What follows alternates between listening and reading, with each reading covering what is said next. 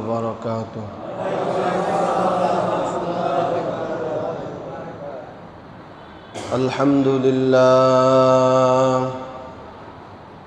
الحمد لله وكفى وسلام على عباده الذين اصطفى. أما بعد فأعوذ بالله من الشيطان الرجيم. بسم الله الرحمن الرحيم. إن الله يأمركم أن تؤدوا الأمانات إلى أهلها وإذا حكمتم بين الناس أن تحكموا بالعدل. إن الله نعم ما يعظكم به. إن الله كان سميعا بصيرا. آمنت بالله صدق الله مولانا العظيم.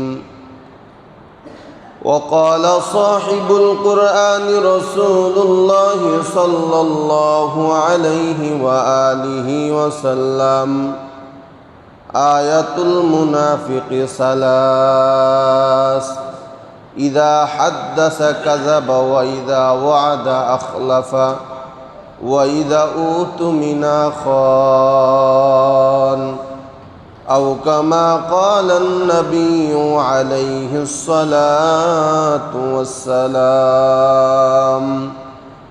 صدق الله مولانا العظيم وصدق رسوله النبي الأمي الكريم، ونحن على ذلك لمن الشاهدين والشاكرين والذاكرين، والحمد لله رب العالمين. निकलेगा ज़मानाए आखिर अहले बिदाअत, निकलेगा ज़मानाए आखिर अहले बिदाअत, इस्लाम में नई नई बातें करे ईजाद, इस्लाम में नई नई बातें करे ईजाद। आए बंदाए खुदा रहो हर दम में तो होशियार, आए बंदाए खुदा रहो हर दम में तो होशियार। बिदाअत का जो बदबू करे तुमको ईमा बर्बाद, बिदाअत का जो बदबू करे तुमको ईमा बर्बाद। সকলে মোহাব্বতের সহিত দুরূদ ইব্রাহিম পাঠ করি। আল্লাহুম্মা সাল্লি আলা মুহাম্মাদিন ওয়া আলা আলি মুহাম্মাদ কামা সাল্লাইতা আলা ইব্রাহিম ওয়া আলা আলি ইব্রাহিম ইন্নাকা হামিদুম মাজিদ। اللهم بارك على محمد وعلى آل محمد كما باركت على إبراهيم وعلى آل إبراهيم إنك حميد مجيد. أستغفر الله الذي لا إله إلا هو الحي القيوم وأتوب إليه لا حول ولا قوة إلا بالله العلي العظيم. أستغفر الله الذي لا إله إلا هو الحي القيوم وأتوب إليه لا حول ولا قوة إلا بالله العلي العظيم. अल्हम्दुलिल्लाह। अजीज़ मुहतारम मुसल्लियान इकराम, আল্লাহ পাক রব্বুল আলামিনের দরবারে লাখো কোটি শুকরিয়া আদায় করি, যেই মহান আল্লাহ তাআলা আপনাকে আমাকে সুস্থ রেখে ভালো রেখে আল্লাহ পাক রব্বুল আলামিনের পবিত্র হুকুম জুমার নামাজ পড়ার উদ্দেশ্যে মসজিদে আসার বসার কিছু কথা বলার এবং শোনার তৌফিক দান করলেন। সেই দয়াময় আল্লাহ পাক রব্বুল আলামিনের আলিশান দরবারে শুকরিয়া আদায় করি। মুসলমান হিসেবে ইমানের আওয়াজকে উঁচু করে এক আওয়াজ উচ্চ কণ্ঠে সকলে কালেমত শুকর উচ্চারণ করি, আলহামদুলিল্লাহ। লক্ষ কোটি দুরুদ সালাম বিশ্ব মানবতার কান্ডারি, বিশ্ব মানবতার মুক্তির দিশারি সৈয়দুল মুরসালিন রহমাতুল্লিল আলামিন খাতামুন নবিয়্যিন ইমামুল মুরসালিন হযরত মুহাম্মদুর রাসূলুল্লাহ সাল্লাল্লাহু আলাইহি ওয়া আলিহি ওয়াসাল্লামের উপর। মুহতারাম হাজিরিন, যে আয়াতে কারিমা তেলাওয়াত করলাম এই আয়াতের আগে অর্থ আমরা শুনব, এরপরে ব্যাখ্যা, এরপরে শিক্ষা, এরপরে আলোচনা শেষ। আল্লাহ পাক রব্বুল আলামিন প্রথমে বলেন ইন্নাল্লাহা, নিশ্চয় আমি আল্লাহ আদেশ করলাম, ইয়া'মুরু আদেশ করলাম, ইন্নাল্লাহা ইয়া'মুরুকুম আন তুওয়াদ্দুল আমানাতি ইলা আহলিহা, যার কাছে যে হকদার আছে হকদারের হক আদায় করে দাও। ওয়া ইযা হাকামতুম বাইনান নাসি আন তাহকুমু বিল আদল, সমাজের ভিতরে যদি কেউ ঝগড়া ফাসাদ করে, মারামারি করে, এগুলো মিটানোর জন্য যারা মাতুব্বর আছো, যারা মীমাংসা করতে চাও, ন্যায়ভাবে মীমাংসা করে দিবা। আন তাহকুমু বাইনান নাসি বিল আদল ইন্নাল্লাহা নি'মা ইয়া'যুকুম বিহি, নিশ্চয়ই আল্লাহ তাআলা অতি উত্তম উপদেশ দানকারী। ইন্নাল্লাহা নি'মা ইয়া'যুকুম বিহি ইন্নাল্লাহা কানা সামিআন বাসীরা, নিশ্চয়ই আল্লাহ তাআলা সর্বশ্রেষ্ঠ শ্রবণকারী। এই হলো আয়াতের অর্থ। আল্লাহ রাসূল হাদিসের ভিতরে বলেন আয়াতুল মুনাফিক সালাস, তিনটা আলামত যার ভিতরে পাওয়া যাবে সে একজন মুনাফিক। এক নম্বর, ইদা হাদ্দাসা কাযাবা, কথায় কথায় মিথ্যা বলে, কথায় কথায় কসম কাটে। কোনো হাদিস আছে কথায় কথায় কসম কাটা, কোনো হাদিস আছে কথায় কথায় মিথ্যা বলা। তো ওই ব্যক্তি এই তিনটা গুণ যার ভিতরে থাকবে, তিনটা খারাপ অভ্যাস যার ভিতরে থাকবে, সে একটা মুনাফিক। এই এক নম্বর আলামত হলো ইদা হাদ্দাসা কাযাবা, সে কথায় কথায় মিথ্যা বলবে। ওয়াইদা ওয়াদা আখলাফা, অঙ্গীকার ভঙ্গ করবে। ওয়াইদা উতুমিনা খান, আমানতের খেয়ানত করবে। তাহলে মোটামুটি আজকের আলোচনার বিষয় হলো আমানতের খেয়ানত। আমানত কি জিনিস আর আমানত ভঙ্গ করলে কি হয়, এই বিষয় নিয়ে আলোচনা। আমরা আল্লাহ তাআলা ভালোভাবে আলোচনা করা এবং আপনাদেরকে ভালোভাবে বুঝে শুনে আমল করার তৌফিক দান করেন। প্রথম, ইন্নাল্লাহা ইয়া'মুরুকুম বিল আদল, ইন্নাল্লাহা ইয়া'মুরুকুম আন তুওয়াদ্দুল আমানাতি ইলা আহলিহা। আল্লাহ তাআলা বলেন এই আমানত এত বড় গুরুত্বপূর্ণ একটি ইবাদত, যার ভিতরে আমানতদারিতা নাই তার ভিতরে ঈমানদারিও নাই। যার ভিতরে আমানতদারিতা নাই তার ভিতরে, সবার একটু কথা বলতে হবে, তার ভিতরে ঈমানদারিও নাই। আমানতদারি কতটা গুরুত্বপূর্ণ, যেই স্বয়ং আল্লাহ তাআলা নামাজের ব্যাপারে যেমন কোরআনে আয়াত নাজিল করছেন, রোজা রাখার ব্যাপারে যেমন কোরআনে আয়াত নাজিল করছেন, হজ যাকাতের ব্যাপারে যেমন আয়াত নাজিল করছেন, ঠিক আমানতের খেয়ানত না করে আমানত রক্ষা করার জন্য আল্লাহ তাআলা কোরআনে আদেশ করছেন। আমানত কি, আগে আমরা একটু বুঝি তো আমানত বিষয়টা কি। আমানত কাকে বলা হয়?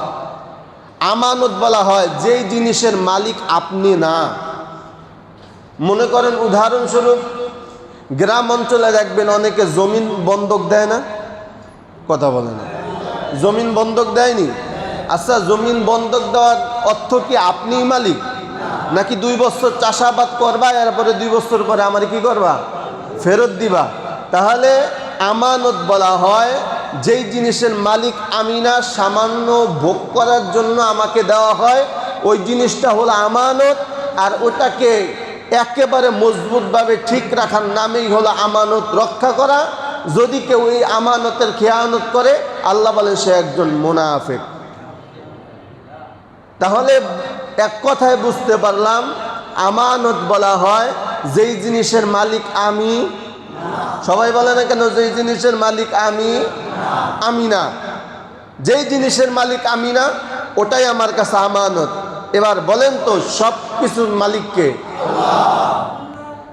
কে? সারা পৃথিবীতে যা কিছু আছে, আপনি আমি ছেলে মেয়ে স্ত্রী, সব কিছুর মালিক কে? তার মানে এগুলো আমাদের কাছে আমানত।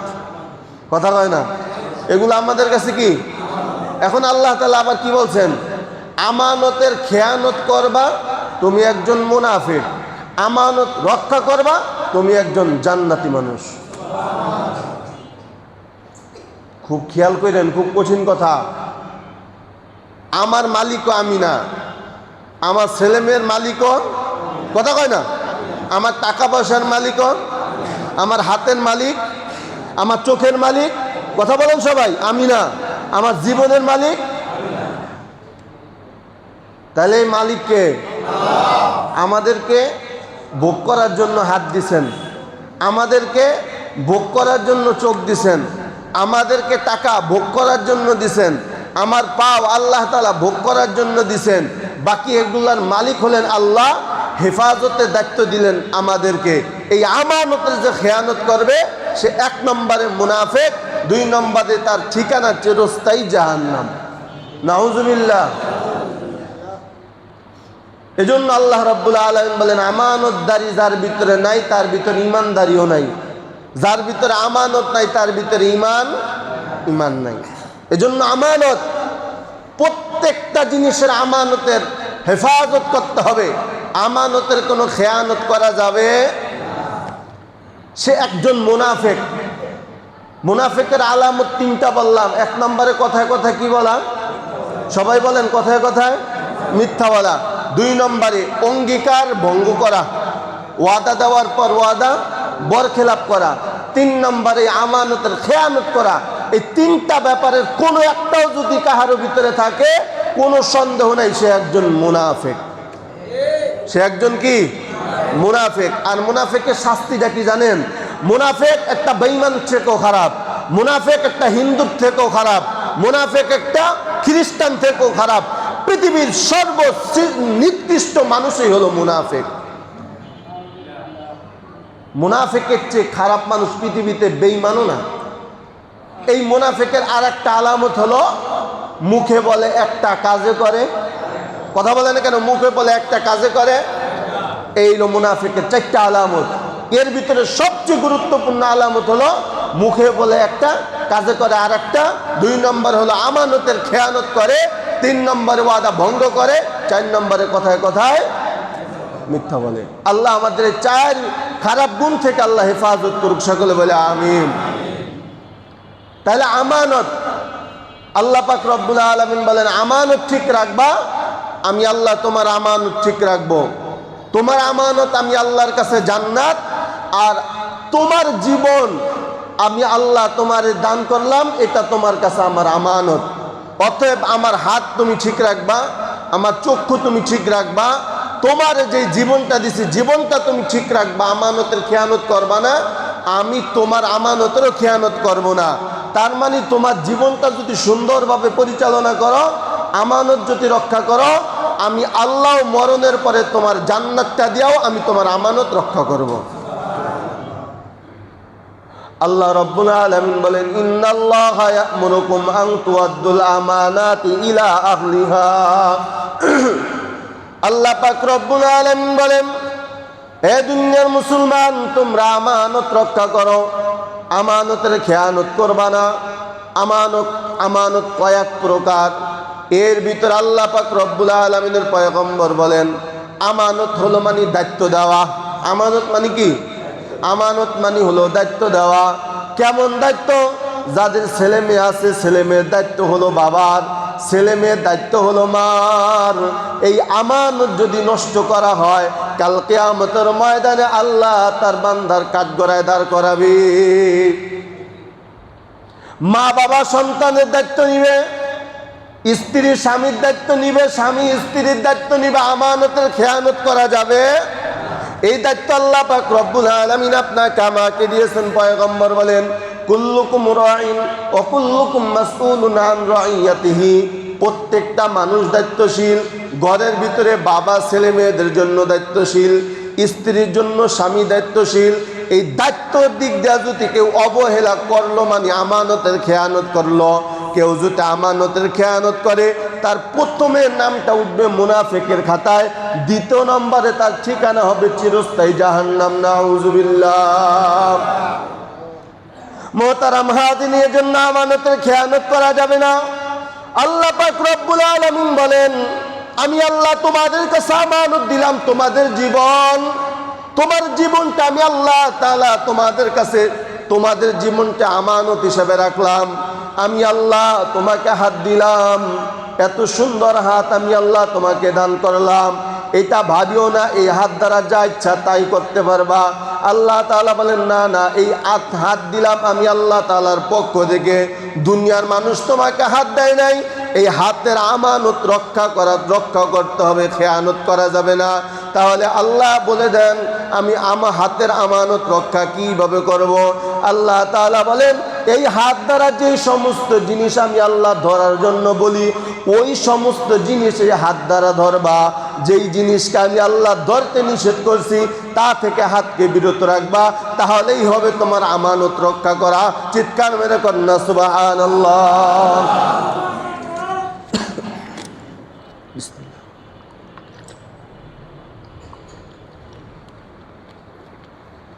এজন্য আমানত রক্ষা করতে হবে। এবার বলেন তো, হাত দিছে আল্লাহ তাআলা সুদের টাকা ধরার জন্য? এই সবাই কথা বলে না কেন? আল্লাহ সুদের টাকা ধরার জন্য হাত দিছে নাকি? আল্লাহ মদ খাওয়ার জন্য হাত দিছে নাকি? সবাই কথা বলে না কেন ভাই? আল্লাহ তাআলা বিড়ি খাওয়ার জন্য হাত দিছে নাকি? না না, আল্লাহ তাআলা সুদের টাকা ধরার জন্য হাত দেয় নাই। আল্লাহ তাআলা মদ গাঞ্জা হাতে নেওয়ার জন্য আল্লাহ তাআলা হাত দেয় নাই। আল্লাহ তাআলা বিড়ি খাওয়ার জন্য হাত দেয় নাই। এই হাত মানুষের উপরে জুলুম করার জন্য আল্লাহ তাআলা হাত দেন নাই। হাত দ্বারা কলম দিয়া খোসা মাইরা মানুষের বান্ডিল মাইরা বিচার পাল্টায় দেওয়ার জন্য আল্লাহ তাআলা হাত দেয় নাই। বরং আল্লাহ তাআলা হাতটা দিয়েছেন ভালো কাজে ব্যবহার করবা। এই হাত দ্বারা মা বাবার সাথে ভালো ব্যবহার করবা, হাত দ্বারা কোরআন ধরবা, হাত দ্বারা আল্লাহ তাআলা তাসবিহ আদায় করবা। এটার নামেই হলো আমানত রক্ষা করার কথা, ঠিক কিনা? কিন্তু যেই বান্দা হাত দ্বারা সুদের টাকা ধরবে, যেই বান্দা হাত দ্বারা বিড়ি পান করবে, যেই বান্দা হাত দ্বারা ইয়াবা এরপরে গাঁজা মদ এগুলো পান করবে, মোট কথা হাতটা যে ব্যক্তি গুনাহের কাজে ব্যবহার করবে, পয়গম্বর বলেন সে এক নম্বরে আমানত খেয়ানত করলো। এই জন্য মরণের আগে তার নামটা আগে লেখা হবে মুনাফিকদের খাতায়। এরপরে আল্লাহ তাআলা বলবে তোমার ঠিকানা হলো চিরস্থায়ী জাহান্নাম। সবাই বলি নাউযুবিল্লাহ। তাহলে বলেন, হাতের আমানত রক্ষা করার দায়িত্ব দিয়েছেন কে? এইভাবে গোটা অঙ্গ প্রত্যঙ্গের আমানত আপনার আমার করতে হবে। এই যে আল্লাহ তাআলা চক্ষু দিয়েছেন, অনেকের চোখ নাই, আছে না নাই? অনেকে অন্ধ, অনেকের চোখ আমার আল্লাহ দেয় নাই। অনেক আল্লাহ তাআলা জন্ম অন্ধ বানায় দিয়েছেন।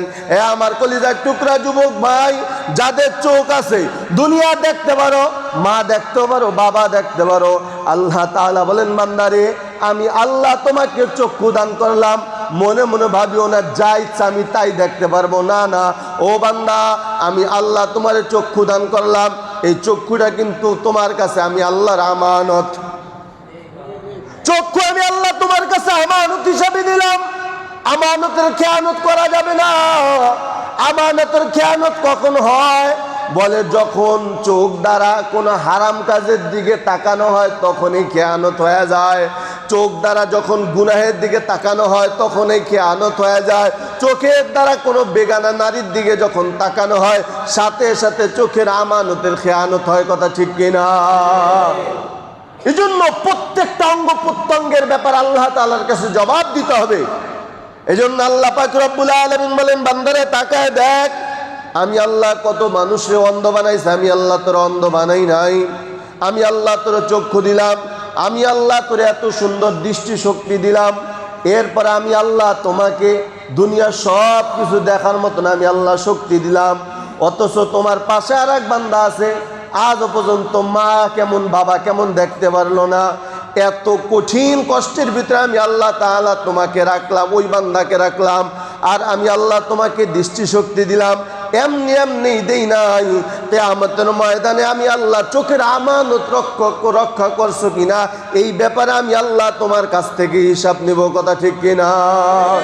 তাহলে বোঝা গেল এই চোখ দ্বারা কোনো অন্যায় দেখা যাবে, কথা কেন কোনো অন্যায় দেখা যাবে, এই চোখের খেয়ানত করা যাবে না। এ আমার বাবা, এজন্য বারবার সব সময় মনে রাখবা, আমানতের খেয়ানত যেই ব্যক্তি করে সেই একজন, কথা বলে না কেন, এটাই হলো মূল ওয়াজ, এটাই হলো মূল ওয়াজ। আমানতের খেয়ানত যে করবে সে একজন মুনাফিক। আর মুনাফিক বেঈমান থেকেও খারাপ, পৃথিবীর নিকৃষ্ট মানুষ হলো মুনাফিক। অতএব চোখের যদি আমানত আমরা খেয়ানত করি, হাতের আমানত যদি খেয়ানত করি, আমি একজন মুনাফিক। কথা বলে না? এজন্য চোখটাকে হেফাজত করবা। আল্লাহ পাক রব্বুল আলামিন বলেন, এই চোখ হলো সব গুনার মূল, সব গুনার মূল হলো চোখ। এজন্য পয়গম্বর বলেন, আল্লাহ তাআলা স্পষ্ট বলেন, কুল্লিল মুমিনিনা ইয়াগুদ্দু মিন আবসারিহিম ওয়া ইয়াহফাজু ফুরুজাহুম। আল্লাহ পাক রব্বুল আলামিন 18 পারায় স্পষ্ট কোরআনের ভিতরে বলেন, কুল্লিল মুমিনিনা ইয়াগুদ্দু মিন আবসারিহিম ওয়া ইয়াহফাজু ফুরুজাহুম। ও যুবক সম্প্রদায়, যখন তোমরা রাস্তাঘাটে চলাফেরা করবা তখন নজরটা সব সময় নিচে রাখবা। বিধানকার আল্লাহ তাআলার বিধান।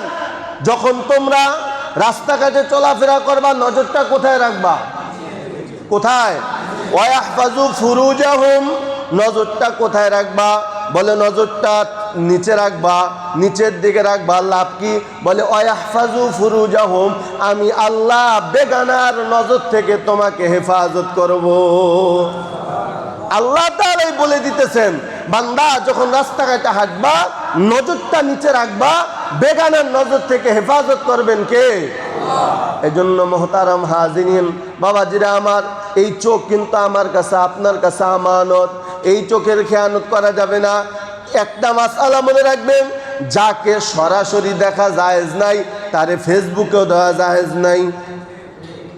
বুঝেননি মাসআলা? যারা সরাসরি দেখা জায়েজ নাই তারে ফেসবুকেও দেখা, কথা কয় না কেন? এজন্য সাবধান। অনেকে হুজুর সামনাসামনি দেখি না, ফেসবুকে দেখি। আর এমন একটা জামানা আইছে আমরা না চাইলেও আয়া পড়ে, কি কথা কয় না কেন? একটু খবর খোঁজ খবর লইতে গেলে না চাইলেও ম্যাডাম গো ছবি আয়া পড়ে। আল্লাহ যত সম্ভব হেফাজত রাখার তৌফিক দান করুন। এজন্য সব সময় আল্লাহ তাআলার কাছে পানাহ চাওয়া, আল্লাহ তাআলার কাছে সব সময় দোয়া করে, আল্লাহ জানি এটা ফিতনার জামানা, চাইলেই আমি ঈমানটাকে হেফাজত করতে পারবো না, আল্লাহ আপনি আমাকে সাহায্য করেন। দোয়া করা যাবে না ইনশাআল্লাহ? কমপক্ষে নিজের চেষ্টা তো করা যায়। চেষ্টা করলে মানুষ বহু কিছু করতে পারে, আপনি চাইলেও পারবেন। ঠিক বললাম না ভাই? ঠিক বললাম? এজন্য চোখের হেফাজত করো। চোখের আমানত আল্লাহ তাআলা তোমার কাছে আমানত। চোখের খেয়ানত করা যাবে, চোখের খেয়ানত করা যাবে না। চোখ অনেক মহামূল্যবান সম্পদ। আল্লাহ পাক রব্বুল আলামিন বলেন, এই চোখ দ্বারা কেউ যদি বেগানার দিকে তাকায়, চোখটা দিয়া যদি কোন হারাম কাজের দিকে তাকায়, বা কোথাও যদি গুনাহের কাজ করার জন্য এই চোখ দিয়া তাকায়া তাকায়া দেখা তারপরে যদি ওই পথ অতিক্রম করে ওই গুনাহের কাজ করতে যায়, আমি আল্লাহ কিয়ামতের ময়দানে চোখের ভিতরে গরম সীসা ঢেলে আমি আল্লাহ তাকে আযাব দেব। নাউযুবিল্লাহ। এজন্য চোখ আপনার আমার কাছে আমানত। তাহলে 1 নাম্বার হাত আমানত। হাত দ্বারা কোনো গুনাহের কাজ করা যাবে না, হাত দ্বারা কোনো হারাম কাজে হাতকে ব্যবহার করা যাবে না। মনে থাকবে তো ইনশাআল্লাহ? 2 নম্বরে চোখের আমানত। চোখ দ্বারা বেগানার দিকে নজর দেওয়া যাবে না, চোখ দ্বারা কোনো অন্যায় কাজ করা যাবে না। যত সম্ভব নিজেকে বেগানার নজর থেকে হেফাজত রাখা। আল্লাহ তৌফিক দান করুন। সকলে বলে আমিন। যত এই বডির ভিতরে আমার এই শরীরের ভিতরে যত অঙ্গ প্রত্যঙ্গ আছে, এর ভিতরে যত দামি সম্পদ আছে, এর ভিতরে আরো একটা দামি সম্পদের নাম হলো জবান। কি? জবান সবচেয়ে দামি সম্পদ।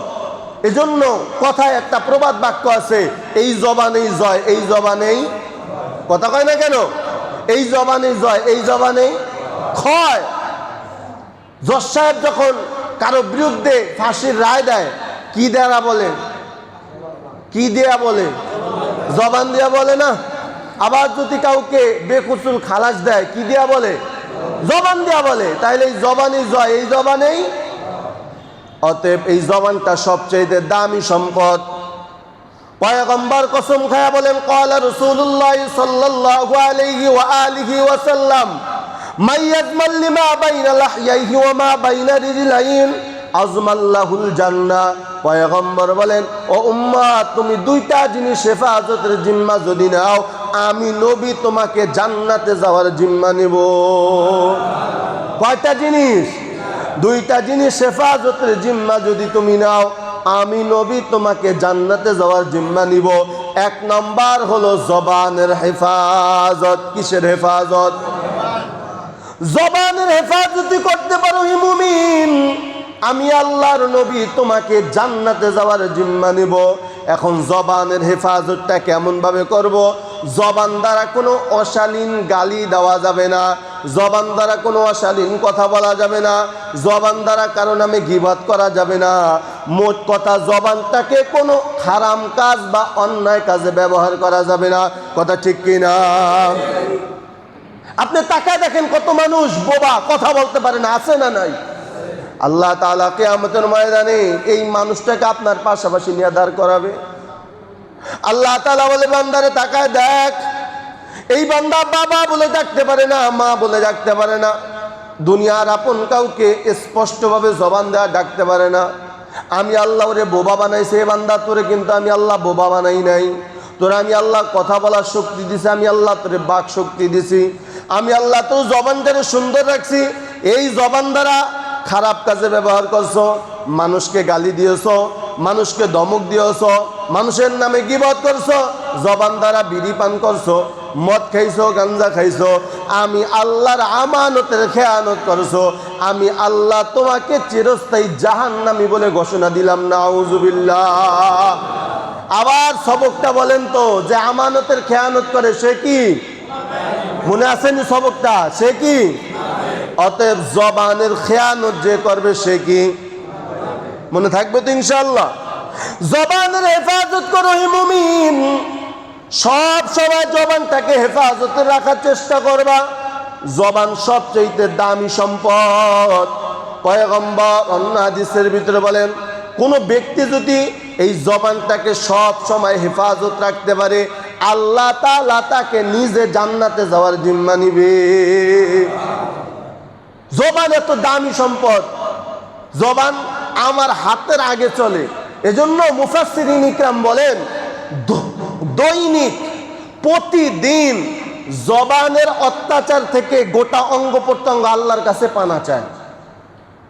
কথা বুঝেননি? আমার কথাটা মনে হয় বুঝাইতে পারি নাই। জবানের অত্যাচার থেকে হাত, পাও, চোখ, মাথা সব অঙ্গ আল্লাহর কাছে পানা চায়। কেন পানা চায়? জবান দ্বারা এমন একটা আকাম কইরা ফেলাইছে, ওই জবানের আকামের কারণে ব্যথাটা, বিচারটা হাতের উপরে হয়। কথা কয় না? অন্যায় করছে কিসে? এই কথা বলে না কেন ভাই? গালি দিছে কি হাতে না পায়? এ কথা কয় না?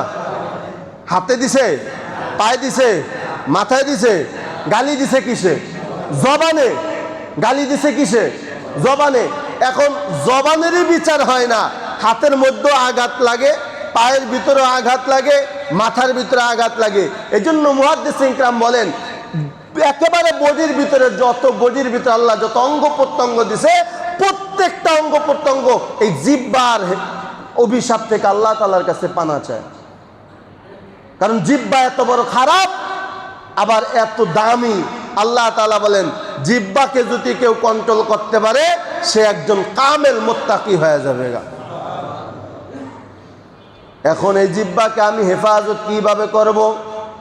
জিহ্বাকে হেফাজত করার জন্য পয়গম্বর 3টা পদ্ধতি বলে দিয়েছেন। কয়টা পদ্ধতি? যদি আপনি করতে পারেন তাহলে আপনার এই জবানের আমানত রক্ষা করা হবে ভাই। আর যদি আপনি এই জবানটাকে খারাপ কাজে ব্যবহার করেন, গুনাহের কাজে ব্যবহার করেন, তাহলে 1 নম্বর আমানতের খেয়ানত হবে। খেয়ানত, আপনি একটা মুনাফিক হবেন। এই জন্য পয়গম্বর বলেন 3টা জিনিসের আমল শুরু করে দাও। জবানটারে হেফাজত করবেন কে? সবাই একটু জোরে বলেন না কে? এজন্য আমরা জবান হেফাজত করতে রাজি আছি ইনশাআল্লাহ। 1 নম্বর পয়গম্বর বলেন জবানটারে যদি মুমিন হেফাজত করতে চাও তাহলে 1 নম্বর হলো গালি দেওয়া যাবে না, মানুষের নামে গীবত করা যাবে না, এই জবান দ্বারা কোনো কিছু হারাম কোনো কিছু খাওয়া যাবে না। কয়টা কথা বললাম? কয়টা? 1 নম্বরে গালি দেওয়া যাবে না, 2 নম্বরে গীবত করা যাবে না, 3 নম্বরে কোনো হারাম কিছু জবান দ্বারা খাওয়া যাবে না, 4 নম্বরে মিথ্যা কথা বলা যাবে না। কয়টা বললাম? এই 4টা জিনিস থেকে যদি আপনার জবানটারে আপনি হেফাজত রাখতে পারেন তাহলেই আপনার জবানের আমানত রক্ষা করা হবে। সুবহানাল্লাহ। এখন হুজুর এগুলো রক্ষা করব কিভাবে? দেখেন আল্লাহ তাআলা জিহ্বা এমন একটা জিনিস পদার্থ দিয়ে সৃষ্টি করছে, হাত অন্যায় করলে বাঁধো, হাত আর অন্যায় করবে, ওই কথা বলে না কেন? হাত আর অন্যায় করবে, পাও যদি অন্যায় করে পাও বাঁধো, অন্যায় করবে। জিহ্বা এমন একটা জিনিস, এটারে বাঁধাও যায় না। কি বাঁধা যায়?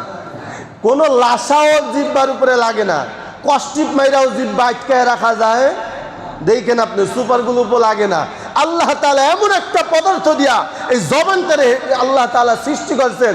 এজন্য আল্লাহ তাআলা বলেন জবান হলো সবচেয়ে দামি সম্পদ। সুবহানাল্লাহ।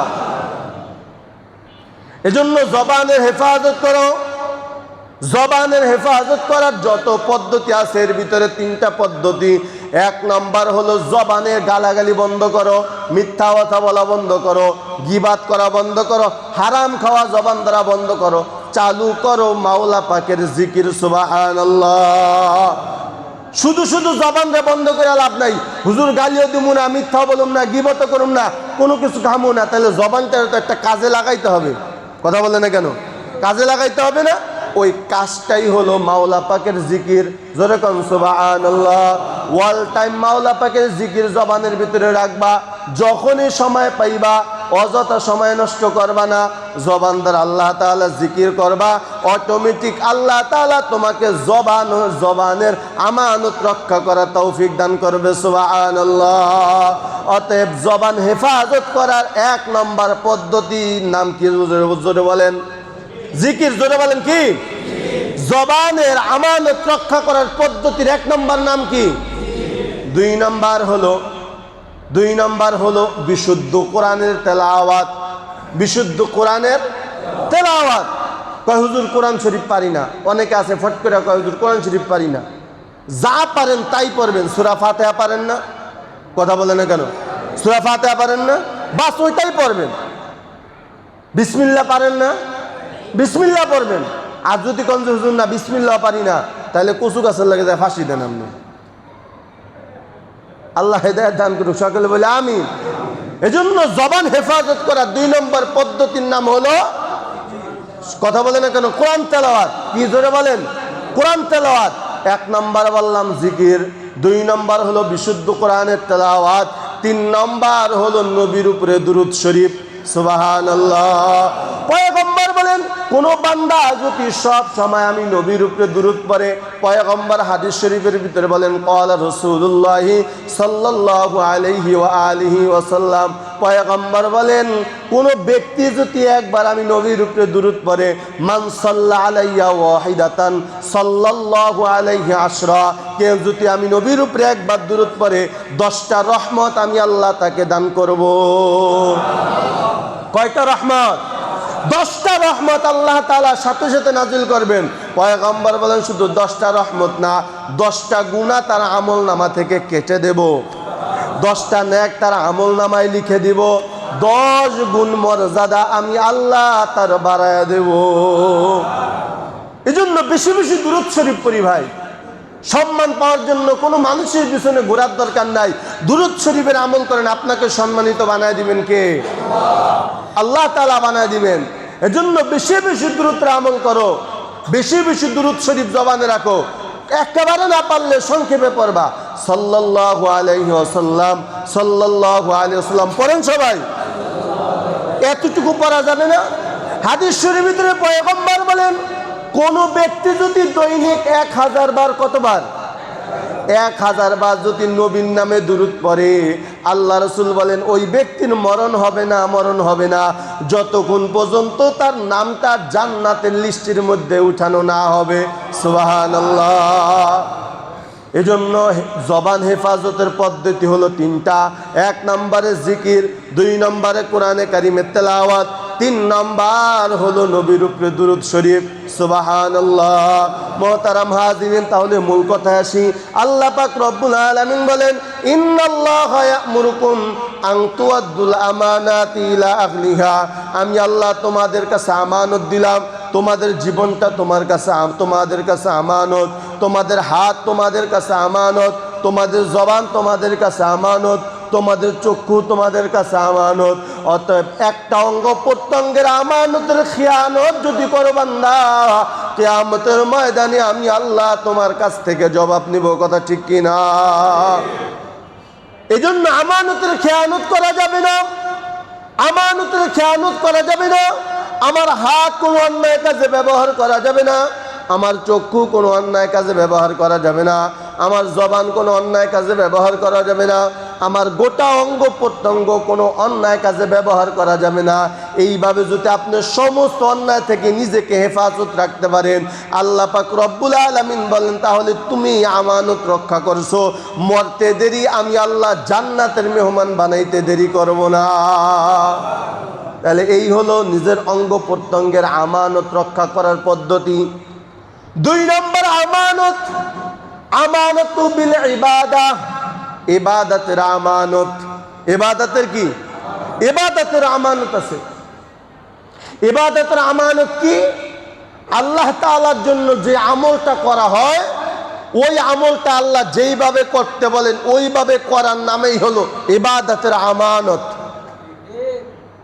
খুব খেয়াল করেন, যেই নামাজটা আল্লাহ তাআলা যেইভাবে পড়তে বলেন ওইভাবে পড়ার নামেই হলো ইবাদতের আমানত রক্ষা করা। যেই পদ্ধতিতে, যেই কয় রাকাত আল্লাহ তাআলা পড়ার জন্য আদেশ করেন, যেই ওক্তে ওই কয় রাকাত নামাজ পড়ার নামেই হলো ইবাদতের আমানত রক্ষা করা। বড় দুঃখ এবং কষ্টের পরিতাপের ব্যাপার, আল্লাহ তাআলার জন্যই তো সবাই নামাজ পড়তে আসে, ঠিক না? সবাই কথা বলেন না কেন ভাই? এই যুবক ভাইরা মনে হয় আল্লাহ তাআলার জন্য আসে না। আল্লাহ তাআলার জন্য আসেন। যদি আল্লাহ তাআলার জন্যই আসেন, তাহলে আল্লাহ তাআলা আদেশ করলেন জুমার নামাজ 2 রাকাত, কবলাল জুমা 4 রাকাত, বাদাল জুমা 4 রাকাত, মোট কত রাকাত?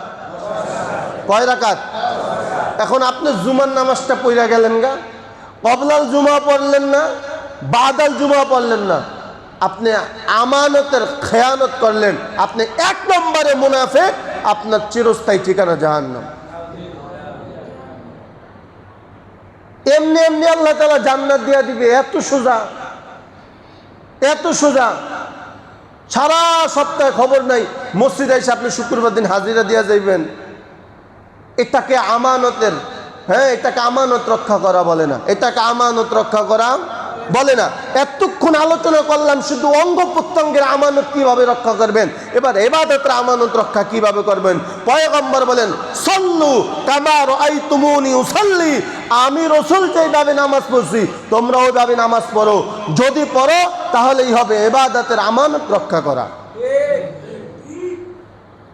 আল্লাহ রাসূল সাল্লাল্লাহু আলাইহি ওয়াসাল্লাম বলেন, আমি যেইভাবে নামাজ পড়ছি ওইভাবে নামাজ পড়ো, আমি যেই পদ্ধতিতে নামাজ পড়ছি ওই পদ্ধতিতে নামাজ পড়ো।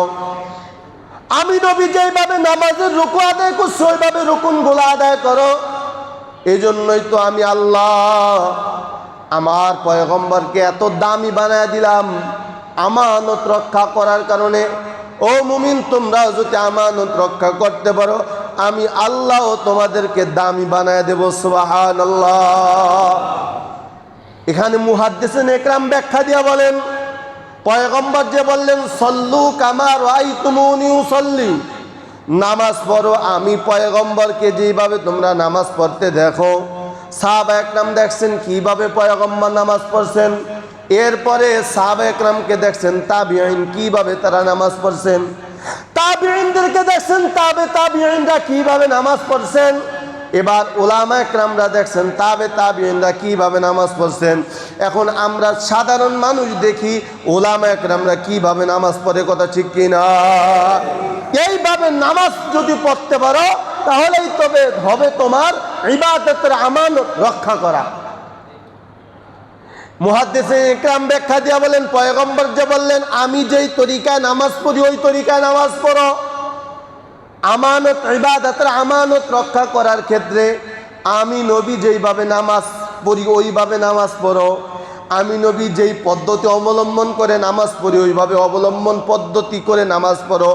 এক নম্বর মুহাদ্দিস ইকরাম বলেন, নবী দাড়ি রাইখা মাথায় টুপি দিয়া জুব্বা লাগা নামাজ পড়ছে।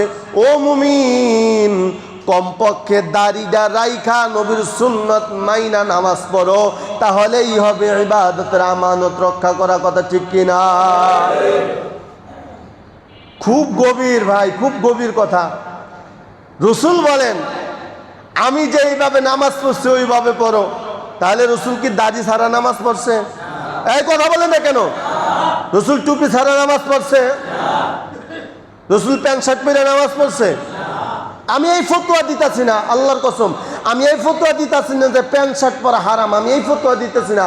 বাকি পদ্ধতি রসুল কি পড়ছে কিনা? রসুল পড়ছে।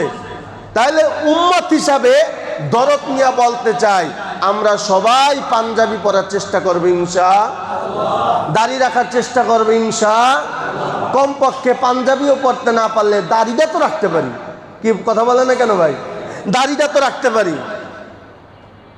এজন্য পয়গম্বর বলেন নামাজ পড়লেই হবে না। এজন্যই তো কিয়ামতের ময়দানে আমাবস্যার রাত, পৌষ মাইশা শীতের ভিতরে ঠান্ডার পানিটা ওযু করে যুবক ভাইরা, এরপরে নামাজ পড়ে, তাহাজ্জুদ পড়ে, অথচ কিয়ামতের ময়দানে আমল নামাজ শূন্য, কোনো নেক নাই, কোনো কি নাই? কথা বলে না কেন? কোনো কি নাই? নেক নাই। আশ্চর্য হয়ে যাবে আল্লাহ, হ্যাঁ শীতে ঠক ঠক করে কাঁপছি, তারপরে ঠান্ডার পানি দ্বারা আমি উযু করছি, নামাজ পড়লাম, আল্লাহ আমার নামাজ কই? আল্লাহ জবাব দিবেন নবীর তরিকায় নামাজ হয় নাই, তা আমল নামায় ওঠে নাই। কথা হয় না? নবীর তরিকায় নামাজ হয় নাই, আমল নামায় উঠে নাই। যতক্ষণ পর্যন্ত নবীর তরিকায় নামাজ না হবে এই আমল ঝুলান্ত অবস্থায় থাকবে, আমল আসমানে যাবে না। অন্য হাদিসের ভিতরে আছে এই যে ফাজাইল আমল যারা মোতালা করেন দাওয়াতে তাবলীগের বাইরে, এই হাদিসটা অনেকে বলছেন কিছু নামাজি ব্যক্তির নামাজ ময়লা কাপড় দিয়ে পেঁচায় তার মুখের উপরে মারা হয়। কি হাদিস পড়ছেন না আপনার ফাজাইল আমলের ভিতরে? এই কোন ব্যক্তির নামাজটা ময়লা কাপড় দিয়ে পেঁচায় তার মুখের উপরে মারা হয়? বলে যে আমানতের ইবাদতের আমানত রক্ষা করে না। আমানত, ইবাদতের আমানত রক্ষা করার পদ্ধতি হলো নবী যেই তরিকায় নামাজ পড়ছে ওই তরিকায় নামাজ পড়তে হবে, দাড়িটা লম্বা করতে হবে, মাথায় টুপি দিতে হবে, এরপরে আল্লাহর নাম নিয়ে আল্লাহ তাআলা সন্তুষ্টির জন্য যদি নামাজ পড়া হয় ওই নামাজ আপনাকে গুনাহ থেকে ফিরাতে পারবে, ওই নামাজ আপনাকে জান্নাতের মেহমান বানায় দিবে। এজন্য মোহতারাম হাজরিন, ইবাদতের ক্ষেত্রে আমানত রক্ষা করতে হবে। আল্লাহ তাআলা বলেন বান্দা জুমার নামাজ হলো 10 রাকাত, মোট নামাজ হলো 10 রাকাত, জুমার নামাজ 2 রাকাত, কবলাল জুমা 4 রাকাত, বাদাল জুমা 4 রাকাত পড়তেই হবে। বাটপারি করে মসজিদ থেকে যদি বের হয়ে যাও, বাটপারি আমি আল্লাহর সাথে করো নাই, বরং নিজেই নিজেই ক্ষতি করছো, কথা ঠিক কিনা? নিজের ক্ষতিটা নিজেই করছো। কিসের নামাজ পড়তে আসলা তুমি যে পুরো 10 রাকাতও পড়তে পারলা না? এই নামাজ পড়ার থেকে না পড়াও ভালো।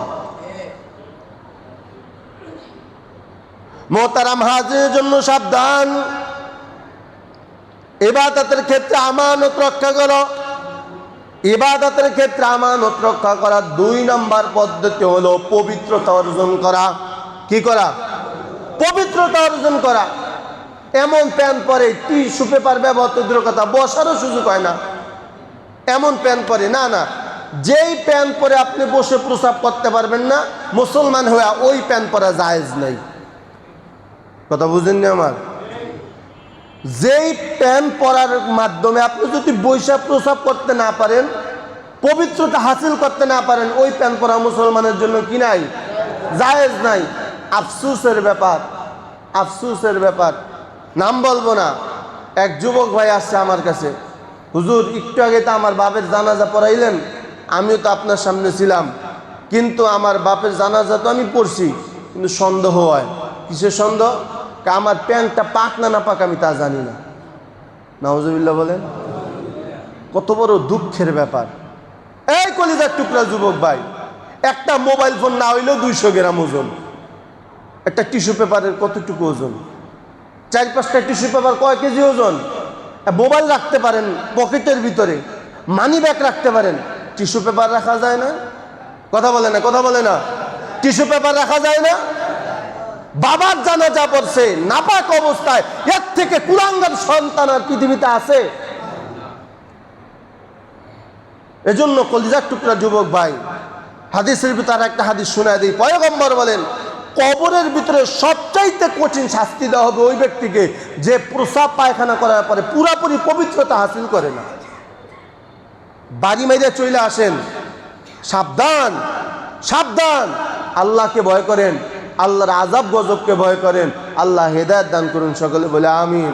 কথাগুলো মনে থাকবে তো ইনশাআল্লাহ?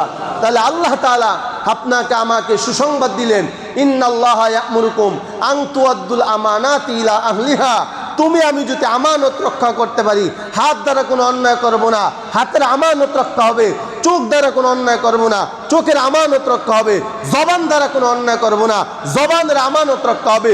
আমার গোটা অঙ্গ প্রত্যঙ্গ আমি কোনো গুনাহের কাজে ব্যবহার করব না, আমার গোটা অঙ্গ প্রত্যঙ্গের আমানত রক্ষা করা হবে। মরতে দেরি, জান্নাতের টিকিট পাইতে দেরি হবে না। সুবহানাল্লাহ জোরে বলেন। আর ইবাদতের ক্ষেত্রে আমানত কি? ইশারের নামাজ 9 রাকাত 9 রাকাতেই পড়তে হবে, যোহরের নামাজ 10 রাকাত 10 রাকাতেই পড়তে হবে, আসরের নামাজ 4 রাকাত 4 রাকাতেই পড়তে হবে, মাগরিবের নামাজ কয় রাকাত? কয় রাকাত? 7 রাকাত। নফল, কিন্তু নফল তো বাধ্যতা না।